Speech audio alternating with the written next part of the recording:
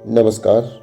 योग साधना में आप सबका स्वागत है। आज सूक्ष्म यौगिक क्रिया के अगले भाग में हम अभ्यास करेंगे श्रोणी प्रदेश के लिए, जो कि हमारे नेवल रीजन से नीचे के भाग, हमारे पेट में जो हमारा नाभि प्रदेश है, इससे नीचे के भाग को श्रोणी प्रदेश कहते हैं, जिसे हम लोग तोंद भी कहते हैं या पेट कहते हैं, बेली का। जैसा कि मैं पहले बता चुका हूँ, योगाभ्यास मंत्रोच्चारण से प्रारंभ करते हैं।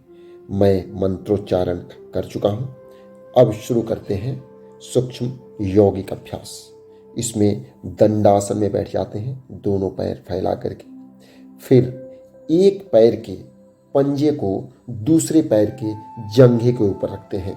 कोशिश करेंगे हमारा जो एड़ी है, हिल है, वो नाभि प्रदेश के पास हो। और फिर अपने घुटने को पकड़ करके एक हाथ से पंजे पकड़ेंगे और एक हाथ से घुटने को पकड़ेंगे, जैसे मैं पकड़ा हुआ हूं। और फिर अपने घुटने को गोल घुमाएंगे चक्राकार, और जब भी ऊपर की तरफ ले जाएंगे तो सांस को भरेंगे और नीचे की तरफ ले जाएंगे तो सांस को छोड़ेंगे।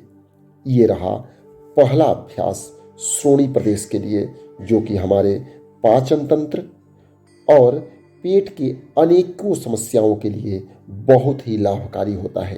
यह पेल्विक रीजन के लिए एक्सरसाइज होता है। आप इंग्लिश में यदि समझे श्रोणी प्रदेश को तो इसे पेल्विक रीजन बोलते हैं। चलते हैं अगले अभ्यास की तरफ। अगले अभ्यास में हम उसी प्रकार से एक पैर के पंजे को अपोजिट पैर के, मीन्स दूसरे पैर के जंघे के ऊपर रखेंगे और अपने पंजे को एक हाथ से पकड़ेंगे और दूसरे हाथ से घुटने को पकड़ेंगे और घुटने को धीरे धीरे ऊपर की तरफ अपने वक्षस्थल, अपने सीने के पास लेकर आएंगे। और जब ऊपर लाएंगे तो सांस को भरेंगे और जब भी नीचे ले जाएंगे तो सांस को छोड़ेंगे। मीन्स जब हम अपने घुटने को अपने चेस्ट के पास लाएंगे तो ब्रीथ इन करेंगे और जब भी घुटने को नीचे जमीन की तरफ ले जाएंगे तो ब्रीथ आउट करेंगे। अब हम चलेंगे अगले अभ्यास की।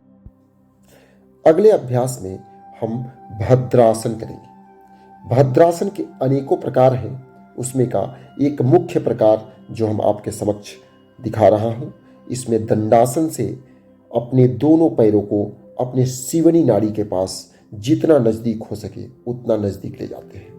फिर अपने मेरुदंड को बिल्कुल सीधा रखते हुए अपने घुटने को जमीन की तरफ नीचे जितना हो सके उतना नीचे ले जाने का प्रयास करते हैं और सीधे कुछ समय के लिए शांतचित्त होकर के बैठते हैं। श्वसन क्रिया इसमें सामान्य रहता है, न ही किसी स्थिति में अधिक ब्रीथ लेना है और न ही अधिक ब्रीथ को आउट करना है।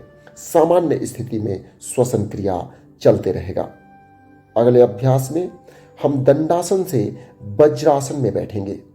वज्रासन में हम दोनों पैरों को मोड़ करके और अपनी एड़ी को दोनों साइड में कर देते हैं और पीढ़ा की जैसी आकृति बना देते हैं, उसी के ऊपर बैठ जाते हैं। उसके बाद जितना दूर हो सके अपने घुटने को दूर करते हैं, एक दूसरे से दूरी बनाते हैं और सीधा मेरुदंड को सीधा करते हुए सर को थोड़ा सा पीछे की तरफ ले जाते हैं, कर्व थोड़ा बनाते हैं, वक्राकार थोड़ा सा अपने मेरुदंड को बनाते हैं। फिर अपने दोनों हाथ को अपने दोनों जंघाओं के बीच में रखते हैं, हथेली को, और हथेली को आगे की तरफ ले जाते हैं, सीधे आगे की तरफ जितना सीधा हो जाए, और कोशिश करें अपना वक्षस्थल, अपना पेल्विक रीजन और अपना सर या ठुड्डी जमीन पर स्पर्श करें। इस आसन को करते समय जब भी नीचे की तरफ जाएं तो ब्रीथ आउट करें, सांस को छोड़ें, और जब भी ऊपर की तरफ आएं तो सांस को भरें। यह आसन हमारे पेट के साथ साथ हमारे फेफड़े के लिए भी बहुत ही लाभकारी होता है। यह आसन जिसे किडनी का समस्या है उन लोगों के लिए भी बहुत ही लाभकारी होता है। यूरिन से संबंधित कोई भी समस्या हो तो इस आसन को आप कर सकते हैं। यद्यपि यह आसन सूक्ष्म यौगिक क्रिया के अंतर्गत नहीं आता है, लेकिन यह हमारे श्रोणी प्रदेश पेल्विक रीजन के लिए बहुत ही लाभकारी होता है। और इस भाग में जो हम यौगिक क्रिया कर रहे हैं वह श्रोणी प्रदेश के लिए ही कर रहे हैं, इसलिए इस आसन को मुख्यता से इस वीडियो में स्थान दिया गया है।